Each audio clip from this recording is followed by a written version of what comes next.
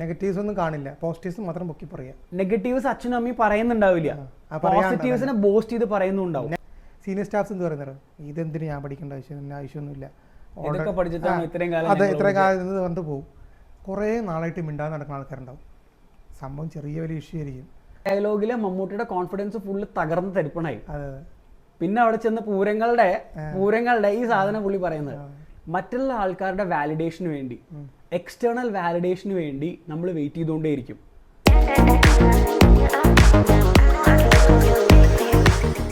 ഞാൻ ഏറ്റവും ആദ്യം ജോലിക്ക് കയറിയപ്പോൾ എന്നെ ഇൻ്റർവ്യൂ ചെയ്ത പുള്ളി എന്നെ ഇൻ്റർവ്യൂ ചെയ്ത് കഴിഞ്ഞിട്ട് സെലക്ട് ആയതിനു ശേഷം ഒരു ഡയറിയിൽ ഒരു കുറിപ്പ് എഴുതിയിട്ട് എനിക്ക് കാണിച്ചു തന്നു. എൻ്റെ അടുത്ത് ഇതിന് മറുപടിയൊന്നും തരണ്ട, പക്ഷെ വായിച്ചു നോക്കുമെന്ന് പറഞ്ഞു.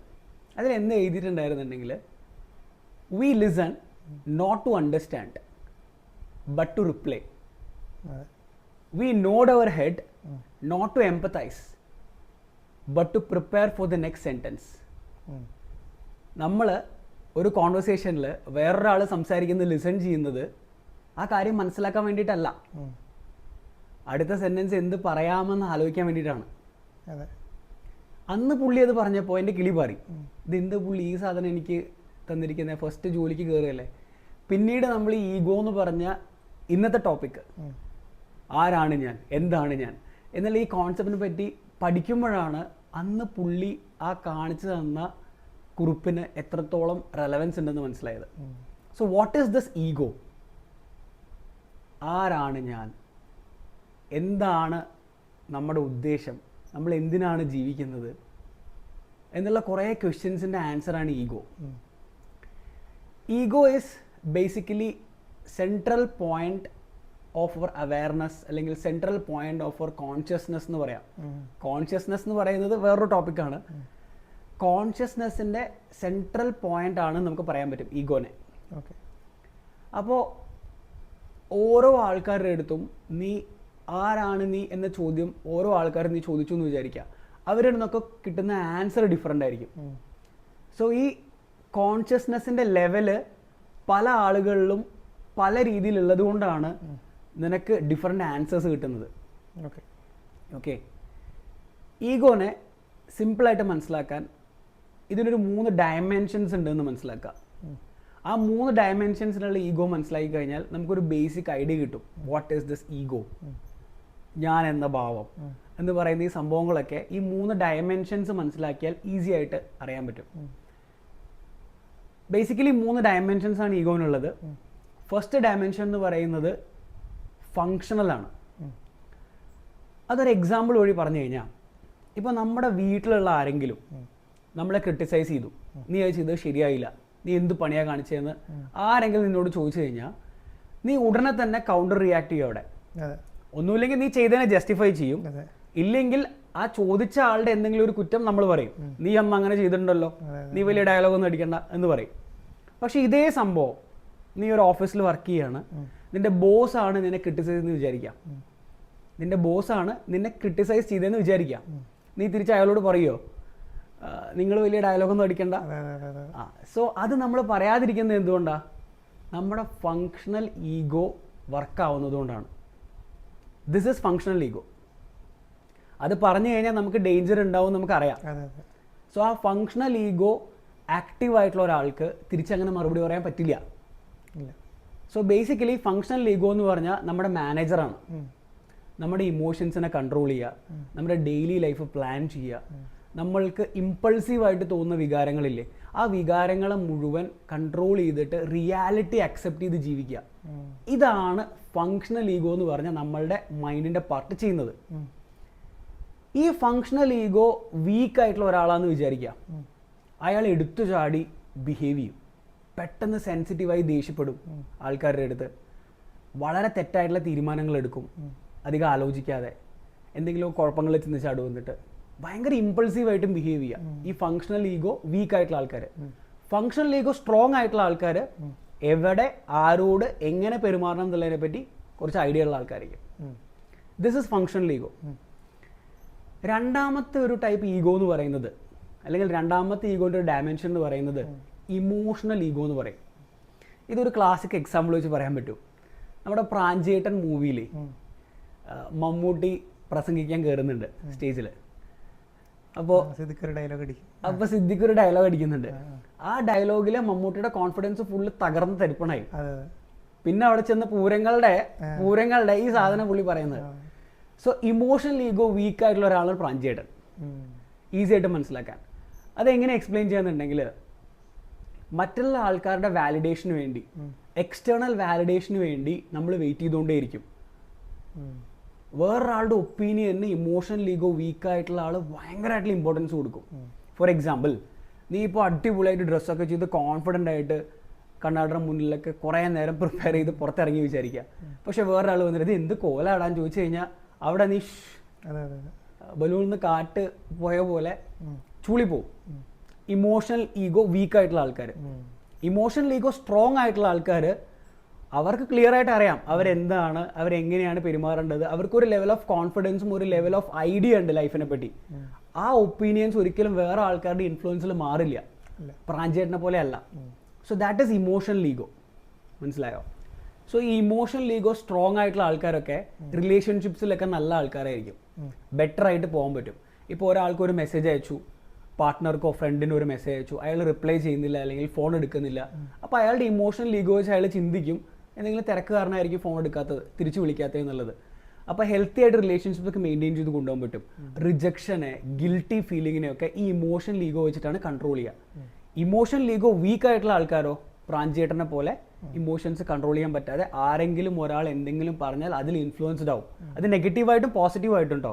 ഇനിയിപ്പോൾ നമ്മൾ ചെയ്തൊരു പൊട്ടത്തെറ്റാന്ന് വിചാരിക്കുക, പൊട്ടത്തെറ്റാണ്, പക്ഷെ വേറൊരാൾ വന്ന് പറയാണ് സൂപ്പർ ആയിടാ കലക്കി, നീ ആ സമയത്ത് അത് തന്നെ ചെയ്യേണ്ടതെന്ന് പറഞ്ഞാൽ അതും വിശ്വസിച്ചുകൊണ്ടിരിക്കും. അതാണ് ഈ ഇമോഷണൽ ഈഗോ വീക്കായിട്ടുള്ള ആൾക്കാരുടെ case. Third dimension of ego, final dimension. ഈ ഡയമെൻഷനും കൂടെ എക്സ്പ്ലെയിൻ ചെയ്താൽ ഈഗോന്റെ 3 ഡയമെൻഷൻസ് ആയി. അതിന്റെ പേരാണ് എക്സിസ്റ്റൻഷ്യൽ ഈഗോ. ഈ ഈഗോ അറിയുന്ന ആൾക്കാർ, ഈ ഈഗോനെ പറ്റി മനസ്സിലാക്കുന്ന ആൾക്കാർ എപ്പോഴും കോൺസ്റ്റൻ്റ് ആയിട്ട് ചോദ്യങ്ങൾ ചോദിച്ചുകൊണ്ടേയിരിക്കും. എന്തിനാണ് ഞാൻ ജീവിക്കുന്നത്, എന്താണ് എൻ്റെ ലൈഫിൻ്റെ പേർപ്പസ്, അങ്ങനെ ഒരു ക്വസ്റ്റ്യനെ സീക്ക് ചെയ്തിട്ടായിരിക്കും അവർ ജീവിക്കുന്നുണ്ടാവുക. അങ്ങനെ സീക്ക് ചെയ്തിട്ട് അവർ ആ ക്വസ്റ്റ്യൻ ആൻസർ ഫൈൻഡ് ചെയ്തിട്ടുണ്ടെങ്കിൽ ആ വെക്ടറിൽ മാത്രം പോകുന്ന ആൾക്കാരായിരിക്കും അവർ. എക്സാമ്പിൾ, വളരെ ഹൈ പെയ്ഡ് ആയിട്ടുള്ള ഒരു ജോലിയിൽ ഇരിക്കുന്ന ഒരാളെന്ന് വിചാരിക്കാം. അയാൾ ഇമോഷണൽ ഈഗോ, ഫങ്ഷണൽ ഈഗോ ഒക്കെ അല്ലാതെ എക്സ്റ്റൻഷ്യൽ ഈഗോ എന്നുള്ള ലെവലിലേക്ക് എത്തി ചിന്തിച്ചുകൊണ്ടിരിക്കുകയെന്ന് സങ്കല്പിക്കുക. അയാൾക്ക് അയാളുടെ ലൈഫിൻ്റെ പേർപ്പസ് ആ ജോലിയിൽ നിന്ന് കണ്ടുപിടിക്കാൻ പറ്റിയില്ലെങ്കിൽ അയാൾക്ക് എത്ര പെയ്ഡ് ആയിട്ടുള്ള ജോബ് ആണെങ്കിലും സാറ്റിസ്ഫാക്ഷൻ കണ്ടുപിടിക്കാൻ പറ്റില്ല. മുന്നത്തെ വീഡിയോയിൽ നീ ഒരു എക്സാമ്പിൾ പറഞ്ഞിട്ടുണ്ടായിരുന്നു, സിലിക്കോൺ വാലിയിൽ വർക്ക് ചെയ്ത ഒരു കപ്പിള് വെസ്റ്റ് ബംഗാളിൽ വന്നിട്ട് ഒരു ആക്ടിവിറ്റി ചെയ്തു എന്നുള്ളത്. അവരുടെ എക്സ്റ്റൻഷ്യൽ ഈഗോ മനസ്സിലാക്കി ആ ജോലി ക്വിറ്റ് ചെയ്ത് നാട്ടിൽ വന്ന് ഫാമിംഗ് ഒക്കെ ചെയ്ത് ജീവിച്ച ആൾക്കാരാണ്. So that is existential ego. അവർ കോൺസ്റ്റന്റ് ആയിട്ട് അവരെ തന്നെ മനസ്സിലാക്കിക്കൊണ്ടിരിക്കുന്ന ആൾക്കാരായിരിക്കും. They will ask themself, what is the life, what is the purpose of life, എനിക്ക് എന്താണ് ചെയ്യേണ്ടതെന്നുള്ളത്. അപ്പോൾ ഈ എക്സ്റ്റൻഷ്യൽ ഈഗോനെ പറ്റി അറിയുകയും അതിനെപ്പറ്റി മനസ്സിലാക്കിയ ആൾക്കാർ ലൈഫിൽ വളരെ കുറച്ച് വെക്ടറുകളിൽ മാത്രം ഫോക്കസ് ചെയ്തുകൊണ്ടിരിക്കുന്ന ആൾക്കാരായിരിക്കും. അവർക്ക് ക്ലിയർ ആയിട്ട് അറിയാം അവർ ലൈഫിൽ എന്താ ചെയ്യേണ്ടതെന്നുള്ളത്. ആ കാര്യം മാത്രം ചെയ്യുക, ലൈഫിൽ മുന്നോട്ട് പോവുക, സാറ്റിസ്ഫൈഡ് ആവുക, നമ്മളുടെ എക്സിസ്റ്റൻസിന് ഒരു മീനിങ് ഉണ്ടാക്കുക. ഇത് വീക്കായിട്ടുള്ള ആൾക്കാർ എന്താ ചെയ്യേണ്ടതെന്ന് അറിയാതെ എന്തെങ്കിലുമൊക്കെ നമ്മളൊരു ബലൂൺ എയറിൽ വിട്ട പോലെ ഇങ്ങനെ പറന്ന് പോയിക്കൊണ്ടേയിരിക്കും. എന്ത് കാര്യം ചെയ്യുമ്പോഴും സാറ്റിസ്ഫാക്ഷൻ കിട്ടില്ല. ആരൊക്കെയോ എന്തൊക്കെയോ ചെയ്യുന്നു എന്ന് മനസ്സിലാക്കി അതിൻ്റെ പിന്നാലെ പോവുക. ആ ക്വസ്റ്റ്യൻ ഡീപ്പായിട്ട് ആൻസർ ചെയ്തിട്ടില്ല. ആരാണ് ഞാൻ, എന്തിനാണ് നമ്മൾ ജീവിക്കുന്നത്. ഇങ്ങനെ ഈഗോന് 3 ഡയമെൻഷൻസ് ആണുള്ളത്. ഇതെന്തിനാണ് പറഞ്ഞതെന്നുണ്ടെങ്കിൽ ഈ 3 ഈഗോയും നമ്മുടെ ലൈഫിൽ വളരെ ഇമ്പോർട്ടൻ്റ് ആണ്. ഇതിലേതെങ്കിലും ഒരു ഈഗോ മാത്രമായിട്ട് നമുക്ക് ജീവിക്കാൻ പറ്റില്ല. ഒരു എക്സാമ്പിൾ, ഒരു സ്റ്റൂളിൻ്റെ 3 കാല് പോലെയാണ് ഈ ഈഗോ. ഏതെങ്കിലും ഒരു കാലം ഒടിഞ്ഞു കഴിഞ്ഞാൽ ഇറ്റ് വിൽ ബിക്കം ഓഡ്. പിന്നെ ആ സ്റ്റൂൾ കൊണ്ട് പേർപ്പസ് ഇല്ല, ഉപയോഗിക്കാൻ പറ്റില്ലല്ലോ അത്. അപ്പോൾ ഇതിനെ കറക്റ്റായിട്ട് ബാലൻസ് ചെയ്ത് ഈ 3 ഈഗോൻ്റെയും ഒരു മീഡിയൻ അല്ലെങ്കിൽ ഈ 3 ഈഗോൻ്റെ ഒരു ബ്ലെൻഡായിട്ട് ജീവിക്കുമ്പോഴാണ് ഈഗോ എന്നുള്ളൊരു പരിപാടിയുടെ മീനിങ് സംഭവിക്കുന്നത്. ലോകത്തിലെ ഏറ്റവും വലിയ അറിവ് എന്താണെന്ന് അറിയോ? എന്താണ്? നമുക്ക് ഒരു കാര്യത്തെക്കുറിച്ച് അറിയില്ല എന്നുള്ളതാണ് ഏറ്റവും വലിയ അറിവ്. എല്ലാ കാര്യത്തെക്കുറിച്ച് നമുക്ക് അറിയാമെന്ന് നമുക്ക് നിർബന്ധം പിടിക്കാൻ പറ്റില്ല. നമ്മുടെ കുറവുകളും നമ്മുടെ അറിവില്ലായ്മ നമ്മൾ മനസ്സിലാക്കി കഴിഞ്ഞാൽ നമ്മളെ തന്നെ നമ്മൾ മനസ്സിലാക്കുകയാണ്. അപ്പോൾ നമ്മൾ ഒരു കുരുക്കിലും പോയി ചാടില്ല. ഇപ്പോൾ ഒരു സ്ഥലത്ത് രണ്ടാൾക്കാർ തമ്മിൽ സംസാരിക്കുകയാണ്, അവിടെ നമുക്ക് അവർ സംസാരിക്കുന്ന കാര്യത്തെക്കുറിച്ച് അറിയില്ല എന്ന് വിചാരിക്കും. അപ്പോൾ നമുക്ക് ഓൾറെഡി അറിയാം, ബോധ്യമുണ്ട്, അതിനെക്കുറിച്ച് നമുക്ക് അറിയില്ല. അപ്പോൾ നമ്മൾ അവിടെ നിന്ന് ഒഴിഞ്ഞു പോകും. ഇനി നമുക്ക് നീന്താൻ അറിയില്ല എന്ന് പറഞ്ഞാൽ നമ്മുടെ ഒരു അറിവില്ലായ്മ നമുക്ക് മനസ്സിലായി. അപ്പോൾ ആളുള്ള സ്ഥലവും അല്ലെങ്കിൽ നമുക്ക് അറിയാത്തൊരു വെള്ളത്തിൽ ഇവിടെ നമ്മൾ ചാടില്ല. കാരണം എന്താ വെച്ച് കഴിഞ്ഞാൽ നമുക്കറിയാം നമുക്ക് നീന്തൽ അറിയില്ല എന്നുള്ളത്, നമുക്ക് അതിനുള്ള ക്വാളിറ്റി ഇല്ല എന്നറിയാം, കൃത്യമായിട്ട് അറിയാം. ഇനി ഈ പുകയിലയുടെ എതിരെയുള്ള പരസ്യം കണ്ടിട്ടുണ്ട്, വലിയ വില കൊടുക്കേണ്ടി വരും എന്ന് പറഞ്ഞിട്ട്. അതുപോലെ ഈ ഈഗോയ്ക്ക് നമ്മൾ വലിയ വില കൊടുക്കേണ്ടി വരും. അതിൽ ഫസ്റ്റ് പോയിൻ്റാണ് ഈഗോയ്ക്ക് വലിയ വില കൊടുക്കേണ്ടി വരും. അതെ, അതിൽ ഫസ്റ്റ് പോയിൻ്റാണ് നമ്മുടെ റിലേഷൻഷിപ്സിൽ അത് വലിയൊരു ക്രാക്ക് ഉണ്ടാക്കും. കറക്റ്റ്. അതായത് കുറേ നാളായിട്ട് മിണ്ടാതെ നടക്കുന്ന ആൾക്കാരുണ്ടാവും. സംഭവം ചെറിയ വലിയ ഇഷ്യൂ ആയിരിക്കും, അതിനെ ഊതി പെരുപ്പിച്ച് വലിയ ഇഷ്യൂ മാറ്റിയിട്ട് ഒറ്റ വാക്ക് അവിടെ പറഞ്ഞാൽ മതി, സോറി, അത് പറയാൻ മടിച്ചിട്ട് നീ ആദ്യം പറ എന്നുള്ള മെൻറ്റാലിറ്റി കീപ്പ് ചെയ്തുകൊണ്ട് ഏറ്റവും ലാസ്റ്റ് എന്താവും, രണ്ടാൾ നമ്മൾ ക്ലാഷ് ആയിട്ട് കുറേ കാലം മിണ്ടാണ്ട് പോകും. അപ്പോൾ റിലേഷൻഷിപ്പ് അവിടെ ബ്രേക്ക് ആവുകയാണ്. അപ്പോൾ ഈ ബന്ധങ്ങളുടെ ക്രാക്ക് വരുമ്പോൾ നമുക്ക് എന്ത് സംഭവിക്കുന്നറിയോ, മനസ്സമാധാനം ഉണ്ടാവില്ല, നമുക്ക് ഭയങ്കര പ്രഷർ വരും ജീവിതത്തിൽ. അത് നല്ല നേരത്തെ പറഞ്ഞ സമാധാനം സന്തോഷം കണ്ടെത്തുക എന്നുള്ളത് അത് കിട്ടില്ല. കാരണം എന്താ വെച്ച് കഴിഞ്ഞാൽ നമ്മൾ ഒരാളോട് ഈഗോ വെച്ചിട്ട് അയാളുടെ പ്രശ്നം വലുതാക്കിയിട്ട് വിരോധം വെച്ച് നടക്കുകയാണ് ജീവിതകാലം മൊത്തം. എന്നിട്ട് അത് തിരിച്ച് പറയാൻ പറ്റിയില്ലെങ്കിൽ ഇൻ കേസ് അയാൾ മരിച്ചു പോയി കഴിഞ്ഞാൽ നമുക്ക് ഈ കുറ്റബോധമായിരിക്കും മുന്നിലുണ്ടാവുക, ഒരു വാക്ക് പറഞ്ഞാൽ മതിയായിരുന്നു എന്ന് പറഞ്ഞിട്ട്. അതിൽ മെയിൻ കാര്യം എന്താ വെച്ച് കഴിഞ്ഞാൽ ചിലപ്പോൾ ഈ ഉണ്ടായ പ്രശ്നമല്ലേ, ഈ ഉണ്ടായ പ്രശ്നം ചിലപ്പോൾ നിൻ്റെ ഓപ്പോസിറ്റ് നിൻ്റെ ഫ്രണ്ടായിരിക്കും, റിലേറ്റീവ് ആയിരിക്കും, പാർട്ട്ണറായിരിക്കും, നിൻ്റെ ഒരു നന്മയ്ക്ക് വേണ്ടി ചെയ്തൊരു കാര്യമായിരിക്കും. നമ്മൾ തെറ്റിദ്ധാരണ കാരണമായിരിക്കും ചിലപ്പോൾ അത് അവന് വിട്ടുപോയത്. അപ്പോൾ റിലേഷനോടെ ബ്രേക്കായപ്പോൾ ആൾ മരിച്ചതിന് ശേഷമായിരിക്കും നമ്മൾ ഇത് തിരിച്ചറിയുക. അപ്പോൾ നമുക്ക് അവിടെ കിടന്ന കുറ്റബോധം ജീവിതം ലാസ്റ്റ് വരെ നമ്മൾ കുറ്റബോധത്തിൽ ജീവിക്കേണ്ടി വരും. അപ്പോൾ അതുകൊണ്ട് നമുക്ക് എന്താ വെച്ച് കഴിഞ്ഞാൽ പ്രഷർ വരും മെൻ്റലി.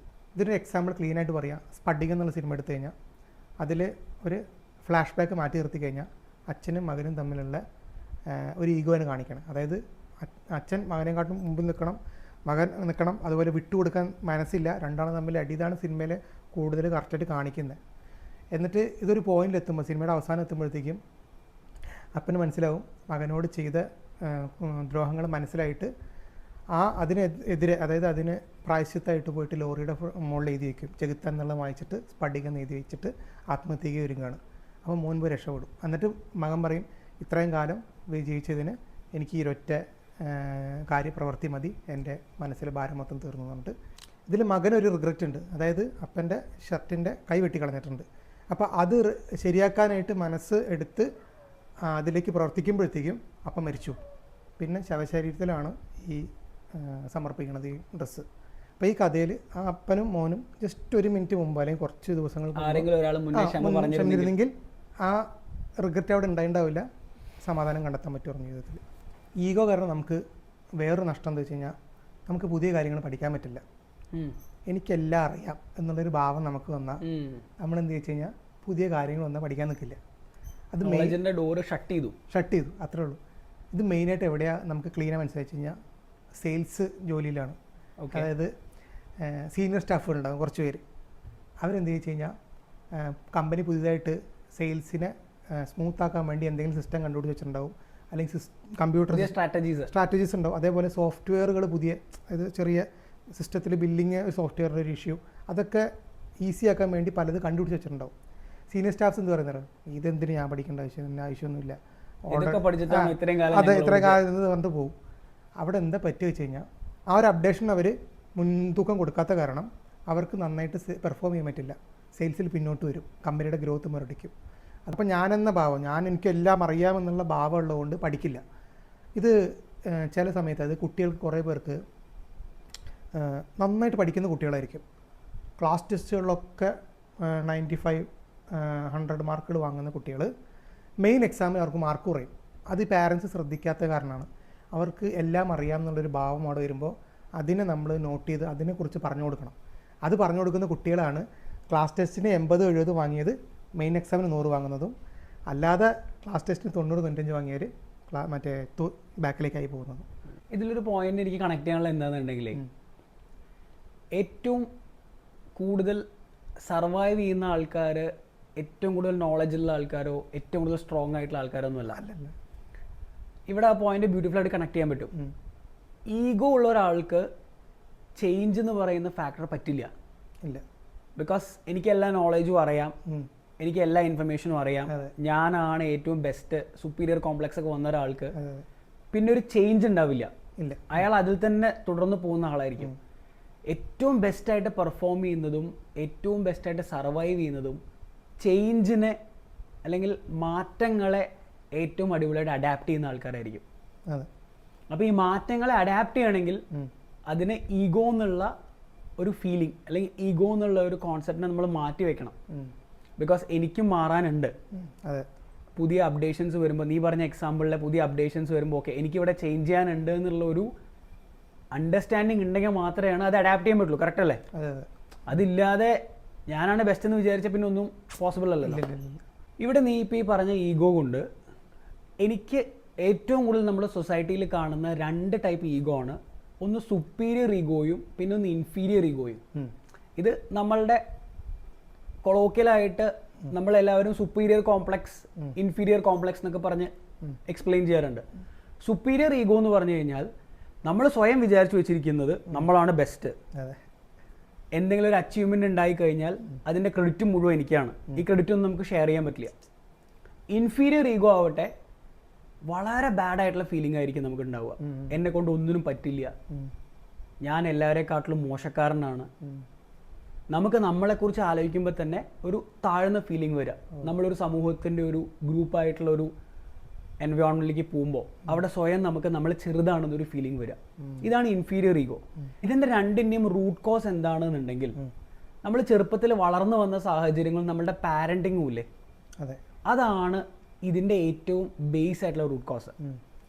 എക്സാമ്പിൾ, ചെറുപ്പത്തിൽ ഒരു കുട്ടി എന്ത് തെറ്റ് ചെയ്താലും അത് അച്ഛനും അമ്മയും പറഞ്ഞ് മനസ്സിലാക്കി കൊടുക്കാതെ നീ ചെയ്തു തന്നെയാണ് കറക്റ്റ്, നീ അങ്ങനെ തന്നെയായിരുന്നു ചെയ്യേണ്ടത് എന്ന് പറഞ്ഞ് വളർത്തിയെന്ന് വിചാരിക്കാം. ചെറിയ ചെറിയ അച്ചീവ്മെൻറ്റ്സിനൊക്കെ വലിയ സംഭവമാക്കിയിട്ട് നീ സൂപ്പറാടാ എന്ന് പറഞ്ഞ് പൊക്കി വെച്ചിട്ടുണ്ടെങ്കിൽ ആ കുട്ടിയുടെ ഉള്ളിൽ വളരെ ചെറുപ്പത്തിൽ തന്നെ ആ ഫീലിംഗ് കയറി വന്നു. നെഗറ്റീവ്സ് ഒന്നും കാണില്ല, പോസിറ്റീവ്സ് മാത്രം പൊക്കി പറയാം. നെഗറ്റീവ്സ് അച്ഛനും അമ്മയും പറയുന്നുണ്ടാവില്ല, പോസിറ്റീവ്സിനെ ബൂസ്റ്റ് ചെയ്ത് പറയുന്നുണ്ടാവും. നെഗറ്റീവിനെ ന്യായീകരിക്കും, പോസിറ്റീവ്സിനെ ബൂസ്റ്റ് ചെയ്ത് സംസാരിക്കും. ഇത് നമ്മളൊക്കെ സ്ഥിരമായിട്ട് കാണുന്ന ഒരു സിനേറിയോ ആണ്. ചില അച്ഛനമ്മമാര് ഒരു ഗ്രൂപ്പിൽ, ഒരു ഫാമിലി ഗെറ്റ് ടുഗദറിലോ ഒരു കമ്മ്യൂണിറ്റിയിലോ അവരുടെ മക്കൾ ചെയ്ത തെറ്റാണെങ്കിൽ പോലും എന്നാൽ സോറി ഞാൻ അവനെ പറഞ്ഞ് മനസ്സിലാക്കാം എന്ന് പറയുന്നതിന് പകരം നിങ്ങൾ പോയ അവിടെ നിന്ന് എൻ്റെ മകൻ ഇങ്ങനെയൊക്കെ ചെയ്യും എന്ന് പറഞ്ഞ് അവിടെ നിന്ന് പോയി ആ മകനെ അവിടെ സപ്പോർട്ട് ചെയ്യുമ്പോൾ, മകനെയോ മകളെയോ സപ്പോർട്ട് ചെയ്യുമ്പോൾ ഇത് കണ്ടിട്ടാണ് ആ കുട്ടി വളരുന്നത്. സോ ആ കുട്ടി സുപ്പീരിയർ ഈഗോ എപ്പോഴും സീക്ക് ചെയ്തുകൊണ്ടേയിരിക്കും. വളർന്ന് വലുതായി വേറൊരു കമ്പനിയിൽ ജോലിക്ക് പോയി കഴിഞ്ഞാൽ അവിടെ ഉണ്ടാവുന്ന എല്ലാ ക്രെഡിറ്റും അച്ചീവ്മെന്റ് എടുക്കാൻ നോക്കും. അവിടെയുള്ള എല്ലാ എംപ്ലോയീസിനെക്കാട്ടിലും വലിയ ആളെ ഞാനാന്ന് വിചാരിക്കും. So this is how superior ego works. ഇനി ഇതിന്റെ ഓപ്പോസിറ്റ് ഉണ്ട്, ഇൻഫീരിയർ ഈഗോ, ഇൻഫീരിയർ കോംപ്ലക്സ്. ഇതെങ്ങനെ കുട്ടികളിൽ ബിൽഡ് ആവുന്നതെന്നുണ്ടെങ്കിൽ ചെറുപ്പം മുതലേ ക്രിട്ടിസൈസ് ചെയ്തുകൊണ്ടിരിക്കുക, എന്ത് ചെയ്താലും പ്രശ്നം. കുട്ടികളാവുന്ന സമയത്ത് പുതിയ കാര്യങ്ങൾ പരീക്ഷിക്കും, പുതിയ കാര്യങ്ങൾ ചെയ്യും. ഇതിനൊക്കെ അച്ഛനും അമ്മയും പോയി ക്രിട്ടിസൈസ് ചെയ്യുന്നല്ലോ. നീ അല്ലെങ്കിലും അങ്ങനെയാ, നീ അപ്പുറത്തെ വീട്ടിലെ മാത്യു ചേട്ടൻ്റെ മോനെ കണ്ടോ, അവൻ എത്ര അടിപൊളിയായിട്ടാണ് ചെയ്യുന്നത്, നിന്നെ കൊണ്ട് എന്തിനു പറ്റും. സോ ഇതുപോലെയാണ് കുട്ടികളെ വളർത്തിയെന്നുണ്ടെങ്കിൽ ആ കുട്ടിയുടെ ഉള്ളിൽ ബിൽഡ് ആവുന്ന ഇൻഫീരിയർ ഈഗോ ആയിരിക്കും, ഇൻഫീരിയർ കോംപ്ലക്സ് ആയിരിക്കും.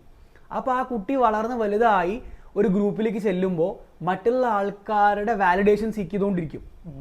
അവരെന്തെങ്കിലും തെറ്റ് പറഞ്ഞു കഴിഞ്ഞാൽ അത് ഓക്കെ, ചെറുപ്പം മുതലേ കേട്ടത് ഇതാണല്ലോ, ഒരു പുത്തിരി ആയിരിക്കില്ല, അപ്പം എൻ്റെ ഭാഗത്ത് തന്നെയാണ് തെറ്റ് എന്നുള്ളത് ആൾ വിചാരിച്ചു വയ്ക്കും. അപ്പോൾ അയാൾ ഒരു കമ്മ്യൂണിറ്റി പോകുന്ന സമയത്ത് സ്വയം ഞാൻ ഇതിന് അർഹനല്ല എന്നുള്ള ഒരു ഫീലിംഗ് ആ കുട്ടിക്ക് ബിൽഡ് ആയിക്കൊണ്ടേയിരിക്കും. സോ ഇത് പെട്ടെന്നൊരു ദിവസം കൊണ്ട് ഉണ്ടാവുന്നതല്ല ഇൻഫീരിയോറിറ്റി കോംപ്ലക്സും സുപ്പീരിയോറിറ്റി കോംപ്ലക്സും ഒന്നും. ഇതൊക്കെ വളരെ ചെറുപ്പം മുതൽ പാരൻറ്റിങ്ങിൻ്റെ റിസൾട്ടായിട്ട് വരുന്നൊരു സംഭവമാണ്. ഇനി ഈ കാലഘട്ടത്തിൽ ഈഗോയ്ക്ക് ഒരു പുതിയ പേരുണ്ട്, ദ മോഡേൺ ഈഗോ. എന്താണത്? അതായത് നമ്മളിപ്പോൾ ജീവിക്കണത് എല്ലാം ചുരുങ്ങി ഒരു ചെറിയ സിസ്റ്റത്തിലാണ്, മൊബൈൽ ഫോണിൽ നിനക്ക് വിരൽ തുമ്പിൽ ഡാറ്റാസ് ഉണ്ട്. അപ്പോൾ നമ്മുടെ ജോലിയുടെ സമയം മാറ്റി വെച്ച് കഴിഞ്ഞാൽ ബാക്കി കിട്ടുന്ന എല്ലാ സമയവും 90% നമ്മൾ ഉപയോഗിക്കുന്നത് ഈ മൊബൈലിലാണ്. അതിലും 90% ഉപയോഗിക്കുന്നത് സോഷ്യൽ മീഡിയ.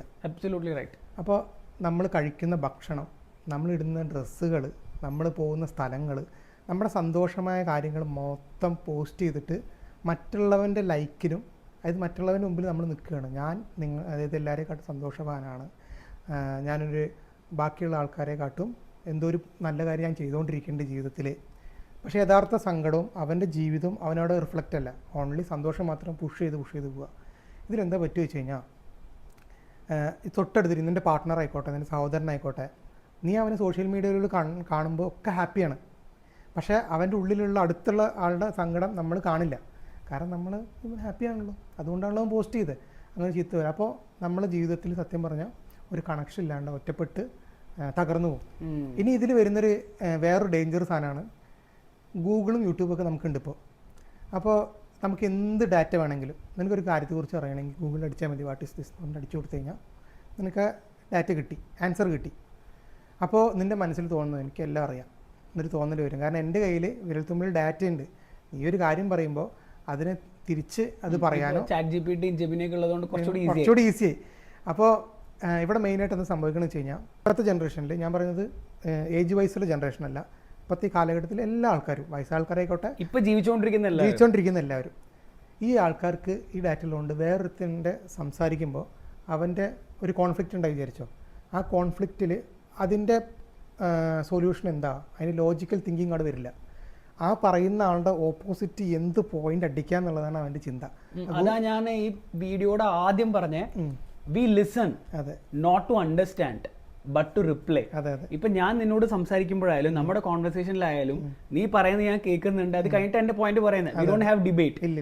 പക്ഷെ നേരെ മറിച്ച് നീ ചാനൽ ചർച്ചകളിലെ ഡിബേറ്റ് ഷോ കണ്ടിട്ടില്ലേ, അവരവിടെ ആ സ്പോട്ടിൽ തിരിച്ച് കൗണ്ടർ അടിക്കുകയാണ്. അയാൾ പറയുന്ന ആ പോയിന്റ് എന്താണെന്ന് മനസ്സിലാക്കാനുള്ള ഒരു മൈൻഡ് സെറ്റ് ഒന്നും അവർക്ക് ഇല്ല.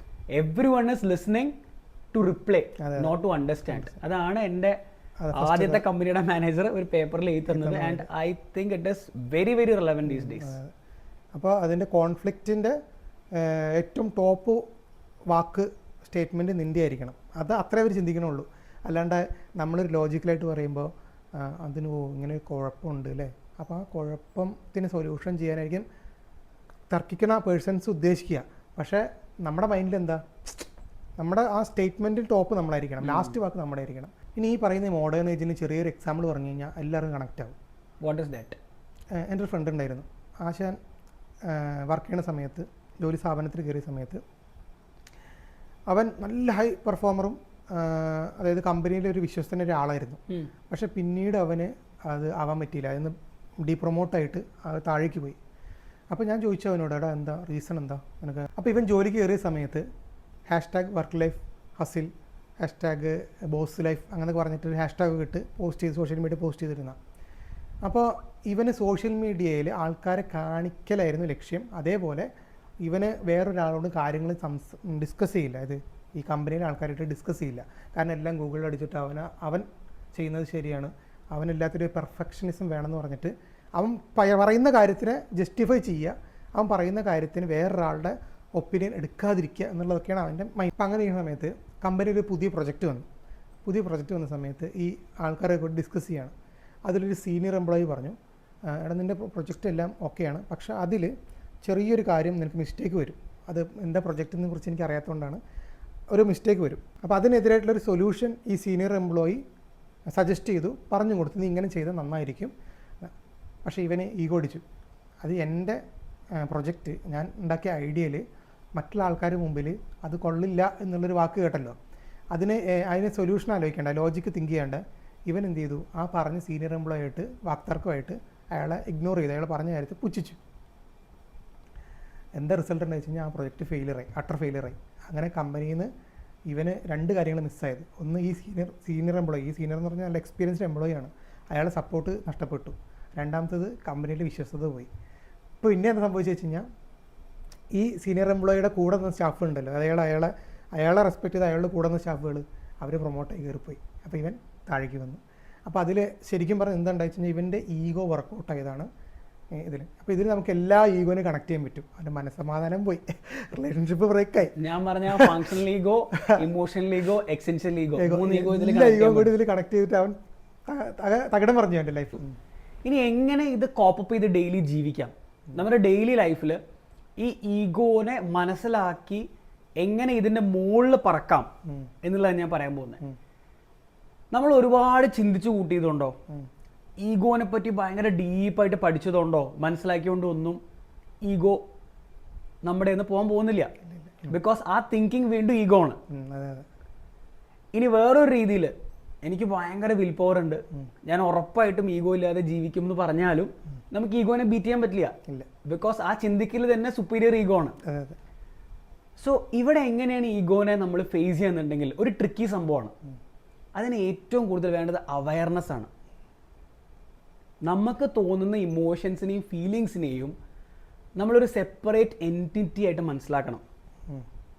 കുറച്ചുകൂടെ സിംപ്ലർ വേർഡ്സിൽ എങ്ങനെ പറയാന്നുണ്ടെങ്കിൽ, ഇപ്പം നിൻ്റെ ഫ്രണ്ടിൻ്റെ എക്സാമ്പിൾ, സീനിയർ ആയിട്ടുള്ള ഒരാൾ അയാളുടെ ഒരു പോയിന്റിനെ കൗണ്ടർ ചെയ്തപ്പോൾ ഈഗോ അടിച്ചു എന്ന് പറഞ്ഞില്ലേ. സോ ആക്ച്വലി ആ സിറ്റുവേഷനിൽ എങ്ങനെയാണ് ബെസ്റ്റായിട്ട് ബിഹേവ് ചെയ്യാൻ പറ്റുകയെന്നുണ്ടെങ്കിൽ, ആ സീനിയർ ആയിട്ടുള്ള എംപ്ലോയി നിൻ്റെ ഫ്രണ്ടിനെ ക്രിട്ടിസൈസ് ചെയ്യുമ്പോൾ ആ ഫ്രണ്ടിനെ തോന്നിയ ഇമോഷൻസിനെ ആ ഫ്രണ്ട് വേറൊരു എൻറ്റിറ്റി ആയിട്ട് മനസ്സിലാക്കണം. എക്സാമ്പിൾ, അവൻ്റെ ഹാർട്ട് ബീറ്റ് കൂടും, ടെൻഷൻ എറൈസ് ആവും. സോ ഈ ഫീലിങ്സിൽ വ്യത്യാസം ഉണ്ടല്ലോ. ആരെങ്കിലും ഒരാൾ നമ്മളെ ക്രിട്ടിസൈസ് ചെയ്യുമ്പോൾ നമ്മുടെ മനസ്സിലുണ്ടാവുന്ന, നമ്മുടെ ബ്രെയിനിലുണ്ടാവുന്ന ചേഞ്ചസിനെ നമ്മൾക്ക് അവയർനെസ്സിലൂടെ മനസ്സിലാക്കാൻ പറ്റണം. എനിക്കിപ്പോൾ ഇങ്ങനെയൊക്കെ മാറ്റങ്ങൾ വരുന്നുണ്ട്, ഇത് ഞാനല്ല, ഇതെൻ്റെ കണ്ടീഷനിങ് ആണ്, എന്നെ ചെറുപ്പം മുതലേ കണ്ടീഷൻ ചെയ്ത് ഇങ്ങനെ വളർത്തിയത് കൊണ്ടാണ് എനിക്ക് ഈ ഫീലിങ്സ് വരുന്നത്. ഞാൻ കുറച്ചുകൂടെ ലോജിക്കലായിട്ടാണ് വളർന്നതെങ്കിൽ ഇതിനെ എനിക്ക് കുറച്ചുകൂടെ കൗണ്ടറായിട്ട് ബിഹേവ് ചെയ്യാൻ പറ്റും എന്നുള്ള അവയർനെസ്സിൻ്റെ ഒരു ഗ്യാപ്പില്ലേ. നമുക്കുണ്ടാവുന്ന ഇമോഷൻസ് അറൈസ് ആവും, നമുക്ക് ഇമോഷൻസ് വന്നുകൊണ്ടേയിരിക്കും. ഒരാൾ ക്രിട്ടിസൈസ് ചെയ്യുന്ന സമയത്ത് ആ ഇമോഷൻസിനെ സെപ്പറേറ്റ് ഒരു എൻറ്റിറ്റി ആയിട്ട് കാണാം. ഇത് ഞാനല്ല, ഇതെൻ്റെ കണ്ടീഷനിങ് ആണ് എനിക്ക് ഇങ്ങനെ ഫീൽ ചെയ്യിക്കുന്നതെന്ന് അവിടെ ഒരു ഗ്യാപ്പ് വരും. ആ ഗ്യാപ്പാണ് ഫ്രീഡം. ആ ഗ്യാപ്പിലാണ് നമ്മൾ ചൂസ് ചെയ്യേണ്ടത് റിയാക്ട് ചെയ്യണോ റെസ്പോണ്ട് ചെയ്യണോ എന്നുള്ളത്. റിയാക്ട് ചെയ്യാന്ന് പറഞ്ഞു കഴിഞ്ഞാൽ നിന്റെ ഫ്രണ്ട് ചെയ്ത പോലെ സ്പോണ്ടേനിയസ് ആയിട്ട് റിയാക്ട് ചെയ്യുക, ഞാൻ എൻ്റെ വഴിക്ക് ചെയ്തോളാം, നിങ്ങളുടെ ഉപദേശമൊന്നും വേണ്ട. റെസ്പോണ്ട് ചെയ്യാന്ന് പറയുന്നത് it takes A level of intelligence, it takes A level of consciousness.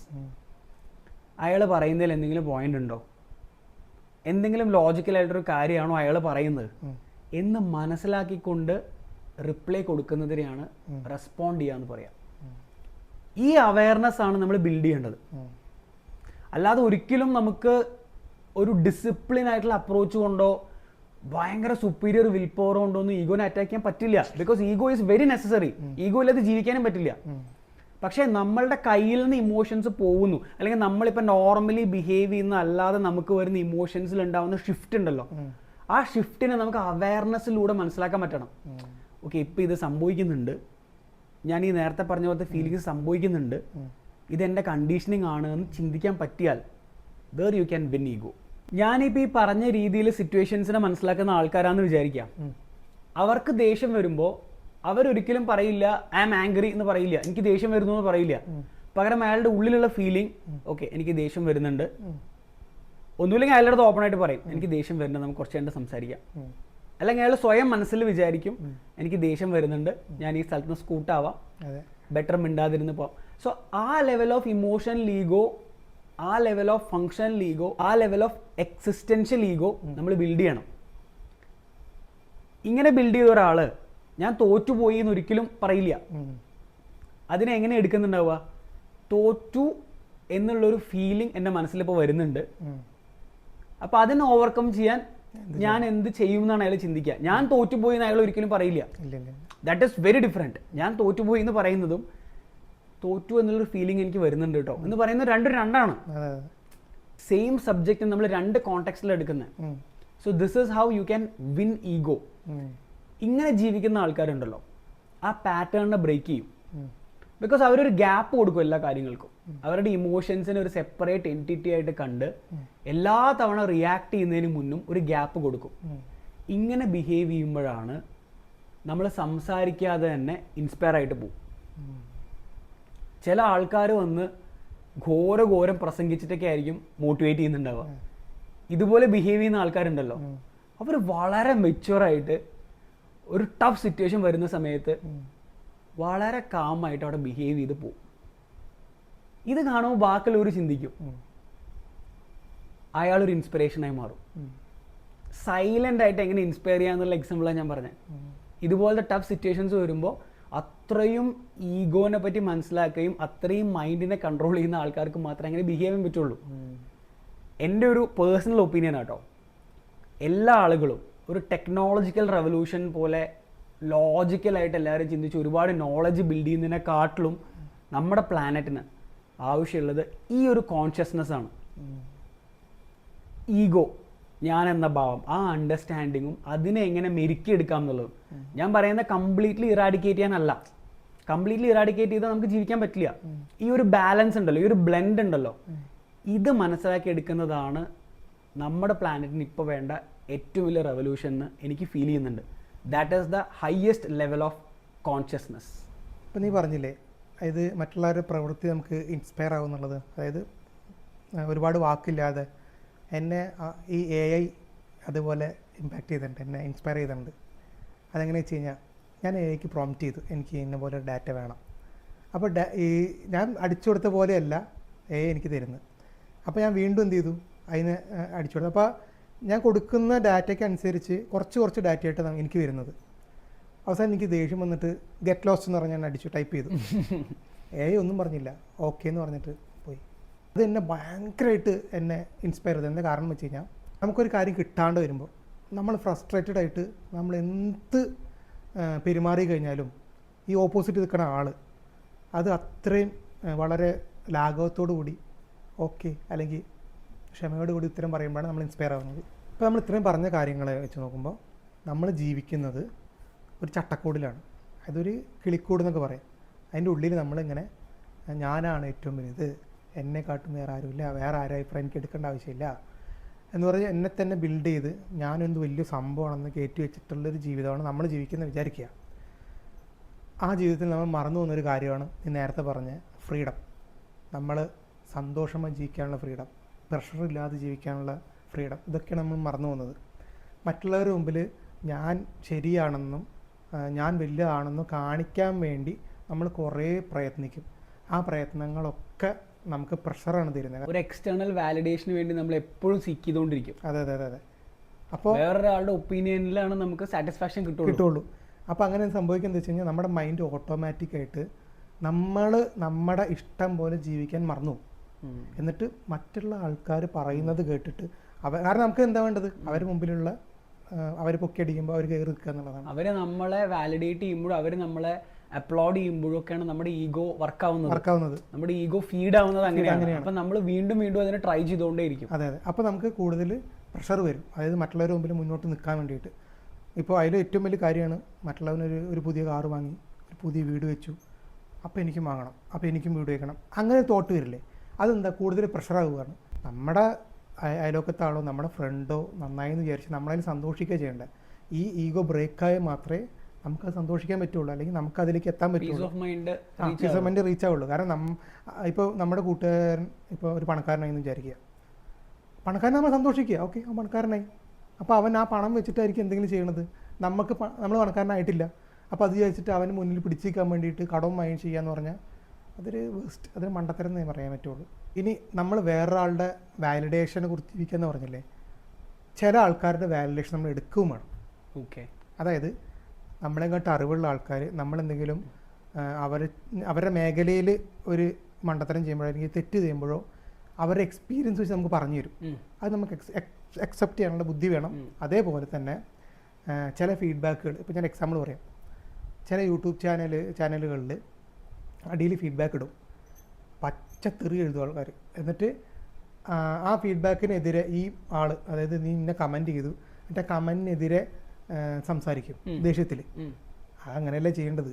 അവനപ്പോൾ കുറച്ചെങ്കിലും സ്റ്റാൻഡേർഡോ കുറച്ച് ബുദ്ധിയോ നല്ലൊരു മെൻറ്റാലിറ്റി ഉള്ള ആളാണെങ്കിൽ എന്ത് ചെയ്യുന്നത് വെച്ച് കഴിഞ്ഞാൽ, ഈ ഫീഡ്ബാക്ക് ചെയ്തില്ലേ, തെറി എഴുതിയ ആളില്ലേ, ആ തെറി എഴുതിയുള്ള അവൻ്റെ സമയം മുടക്കി നമ്മുടെ വീഡിയോ വാല്യൂ ചെയ്യുന്നതുകൊണ്ടാണ്, നമ്മുടെ കൺസെപ്റ്റ് വാല്യൂ ചെയ്യുന്നതുകൊണ്ടാണ് അവൻ ആ തെറി അയച്ചത്. വാല്യൂ ചെയ്യുന്നുണ്ടോ എന്നുള്ളത് വാല്യൂ ചെയ്യില്ല, പക്ഷെ നമ്മൾ പറഞ്ഞ കാര്യം കണ്ടന്റിന് വേണ്ടി അത്രയും സമയം സ്പെൻഡ് ചെയ്തു, നമ്മൾ റെസ്പെക്ട് ചെയ്യണം. നമ്മളും തിരിച്ച് അവന് തെറി പറയല്ലേ ചെയ്യേണ്ടത്. അവൻ ഫീഡ്ബാക്ക് തന്ന് എന്തിനെ കുറിച്ചാന്നുള്ളത് നമ്മൾ ജസ്റ്റ് ഒന്ന് ചിലപ്പോൾ ഏതെങ്കിലും പോർഷൻ ആയിരിക്കും ഒന്ന് കേട്ട് നോക്കുക.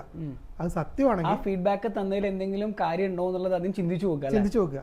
എന്നിട്ട് നമ്മൾ ചെയ്യുക. അത് അവൻ്റെ ഭാഗത്തു നിന്നിപ്പോൾ അവൻ ഒരു നെഗറ്റീവായിട്ട് നമ്മോട് സംസാരിച്ച് നമ്മളും അതേപോലെ നെഗറ്റീവ് റിട്ടേൺ കൊടുത്താൽ നമ്മുടെ സ്റ്റാൻഡേർഡ് താഴെയാണ്. അതിന് പകരം എന്ത് വെച്ച് കഴിഞ്ഞാൽ അത് അക്സെപ്റ്റ് ചെയ്യുക, നമ്മുടെ ക്യാരക്ടർ പ്രകാരം നമ്മുടെ ബിഹേവിയർ പ്രകാരം അതിനെ റെസ്പോണ്ട് ചെയ്യുക. അവനെന്തോ പറഞ്ഞോട്ടെ, നമ്മൾ അത് യൂസ് ചെയ്യേണ്ട, വേറെ രീതിയിൽ തന്നെ റെസ്പോണ്ട് ചെയ്യുക. ഇതിനെ കണക്ട് ചെയ്തൊരു എക്സാമ്പിൾ പറയാനുള്ളത്, ഒരു ശില്പി ഉണ്ടായിരുന്നു, പുള്ളി അഗ്രഗണ്യം എന്നൊക്കെ പറയില്ലേ, അതുപോലെ അയാളുടെ പെരുന്തച്ഛനാണോ? പെരുന്തച്ഛനെ, അതെ, പെരുന്തച്ഛനെ പോലെ ഒരാൾ, അതായത് അത്ര കേമനാണ്. ക്ലേ കൊണ്ട് ഉണ്ടാക്കുന്ന ശില്പങ്ങൾക്കൊക്കെ ഭയങ്കര വാല്യൂ, ഭയങ്കര ഡിമാൻഡ് ഉണ്ടായിരുന്നു. അയാൾ ഭയങ്കര പ്രശസ്തനായിരുന്നു. അപ്പോൾ ഇതിലെന്താ പറ്റിയ വെച്ച് കഴിഞ്ഞാൽ ഇയാൾക്കിത് ചെയ്തിട്ട് ഇയാൾക്കൊരു അഹങ്കാരം വന്നു. അത് ഞാനാണ് ഇപ്പോൾ ഉള്ളതിൽ വെച്ച് ഏറ്റവും വലിയ കലാകാരൻ എന്നൊരു തോട്ട് വന്നപ്പോൾ മറ്റുള്ള ആൾക്കാരെ സജഷൻ ചെയ്യുക, അതായത് ചില എന്തെങ്കിലും മിസ്റ്റേക്ക് വന്നു കഴിഞ്ഞാൽ അതങ്ങനെ ചെയ്യാതിരുന്നാണ് അത് അയാൾ എടുക്കുകയില്ല, പുച്ഛിച്ച് തള്ളുകയാണ്. അങ്ങനെ ഇയാൾ ജീവിച്ച് ഇങ്ങനെ വന്ന സമയത്ത് ഇയാളുടെ പെരുമാറ്റം കാരണം ആൾക്കാർ അയാളുടെ കഴിവിനെ പ്രശംസിക്കുന്നുണ്ടെങ്കിലും അയാളിൽ നിന്ന് വിട്ടുപോയി. കാരണം ഇയാളുടെ ക്യാരക്ടർ ഇങ്ങനെ ആയതുകൊണ്ട് അയാൾ വിട്ടുപോയി. അപ്പോൾ ഒരു ദിവസം ഇയാൾക്ക് പിന്നെ ഇയാളുടെ ഡിമാൻഡ് കുറഞ്ഞു വന്നു, ആൾക്കാർ ഇയാളുടെ അടുത്തേക്ക് അപ്രോച്ച് ചെയ്യുന്നില്ല. അങ്ങനെ ഇരിക്കുമ്പോൾ ഒരു കുട്ടി ഇങ്ങനെ വഴി കൂടെ നടന്നു പോകുമ്പോൾ ഇയാളൊരു ശില്പത്തെ ഉണ്ടാക്കി വെച്ചിട്ട് ഇങ്ങനെ ഇരിക്കുകയാണ്. അപ്പോൾ അയാളുടെ മനസ്സിലെന്താ, ബെസ്റ്റ് ആൻഡ് ബെസ്റ്റ്, ശരിയാണ്, ബെസ്റ്റ് ആൻഡ് ബെസ്റ്റാണ്. അപ്പോൾ ഈ കുട്ടി ഈ ശില്പിയോട് ചോദിക്കുകയാണ്, ഈ ശില്പത്തിൻ്റെ ചിരിയിൽ ജീവനില്ലല്ലോ എന്ന്. ആ ഒറ്റ ചോദ്യത്തിൽ അയാളുടെ സകല ഈഗോയും അയാളുടെ അഹങ്കാരവും അത്ര ഫ്ലോപ്പായി പോവാണ്, തവിടുപൊടി. കാരണം അയാൾക്ക് അന്നാണ് ശരിക്കും മനസ്സിലായത് ഒരാളുടെ ഫീഡ്ബാക്ക് എത്രത്തോളം വാല്യൂ ചെയ്യണം. ഇത് നല്ലതാണെങ്കിലും ചീത്തയാണ്, നമ്മുടെ ചെയ്ത മിസ്റ്റേക്സിനാണെങ്കിൽ അത് റെമഡിക്കുള്ളൊരു സാധ്യതയാണത്. അപ്പോഴാണ് അയാൾക്ക് മനസ്സിലാവുന്നതും. പിന്നീട് അയാൾ എന്ത് ചെയ്തു വെച്ച് കഴിഞ്ഞാൽ ഈ പറഞ്ഞ ഫീഡ്ബാക്ക് ഏറ്റെടുത്തിട്ട് ചെയ്യുന്ന എല്ലാ ശില്പങ്ങളും പഴയ പോലെ കയറാൻ തുടങ്ങി, ഡിമാൻഡ് കയറാൻ തുടങ്ങി. പിന്നെ ഇയാൾക്ക് ഉണ്ടായൊരു കാര്യം എന്ന് വെച്ച് കഴിഞ്ഞാൽ നേരത്തെ ഇപ്പോൾ നഷ്ടപ്പെട്ട ബന്ധങ്ങളുണ്ടല്ലോ, ആ ബന്ധങ്ങൾ തിരിച്ചു വന്നു. ഇയാൾക്ക് നല്ല സമാധാനം കിട്ടാൻ തുടങ്ങി. അങ്ങനെ ലൈഫിൽ ഇയാൾ വീണ്ടും മുന്നോട്ട് വരാൻ തുടങ്ങി. ഇനി എൻ്റെ ഭാഗത്തുനിന്നൊരു കൺക്ലൂഷൻ എന്താ വെച്ച് കഴിഞ്ഞാൽ, ഈ വീഡിയോ കണ്ടുകൊണ്ടിരിക്കുന്ന ആൾക്കാരും ഈ ലോകത്തുള്ള എല്ലാവരോടും നമ്മളൊരു ചോദ്യം ചോദിക്കുക, നിങ്ങളിൽ ആർക്കൊക്കെയാണ് അഹങ്കാരമുള്ളത്? ഒന്ന് കൈവക്കുക, അല്ലെങ്കിൽ നിങ്ങൾ മനസ്സിൽ വിചാരിക്കുക, അഹങ്കാരം. ഈ കാണുന്ന ആൾക്കാരിൽ 90% ആൾക്കാരും ചിന്തിച്ച് നോക്കിയിട്ട് എനിക്ക് അഹങ്കാരമില്ല, ഞാൻ നോർമലാണെന്ന് വിചാരിക്കുകയാണെങ്കിൽ നിങ്ങളൊരു മണ്ടരാണ്. കാരണം നമ്മുടെ മനസ്സിൻ്റെ ഉള്ളിലെ ഒരു വികാരമാണ് അഹങ്കാരം. അല്ലാണ്ട് ഞാൻ ചോദിച്ചത് നിങ്ങൾ അഹങ്കരിച്ച് ജീവിക്കണ്ടോ എന്നല്ല. നിങ്ങളുടെ ഉള്ളിൽ അഹങ്കാരം ഉണ്ട്, എല്ലാവർക്കും ഉണ്ട്. എല്ലാവരും ഉള്ളിലുള്ള ഒരു വികാരമാണ്. പക്ഷെ അഹങ്കാരത്തിനെ കൺട്രോൾ ചെയ്യുക എന്നുള്ളതാണ് നമ്മൾ വളർത്തിയെടുക്കേണ്ട സുപ്പീരിയോറിറ്റി. അതായിരിക്കണം നമ്മുടെ ജീവിതത്തിൻ്റെ മോട്ടോ. അല്ലെങ്കിൽ നമ്മളൊരു പ്രവൃത്തി ചെയ്യുമ്പോൾ നമ്മളെ സക്സസ് അച്ചീവ് ചെയ്യാൻ വേണ്ടി നമ്മൾ ചെയ്യേണ്ട കാര്യം നമ്മുടെ വികാരങ്ങളെ, അതായത് അഹങ്കാരം എന്ന വികാരം അടക്കാനുള്ള ഞങ്ങൾ പറഞ്ഞ കാര്യങ്ങളോ അല്ലെങ്കിൽ ഈ വീഡിയോയിൽ എന്തെങ്കിലും കണക്ട് ആയിട്ടുണ്ടെങ്കിൽ അതൊക്കെ ചെയ്യുക.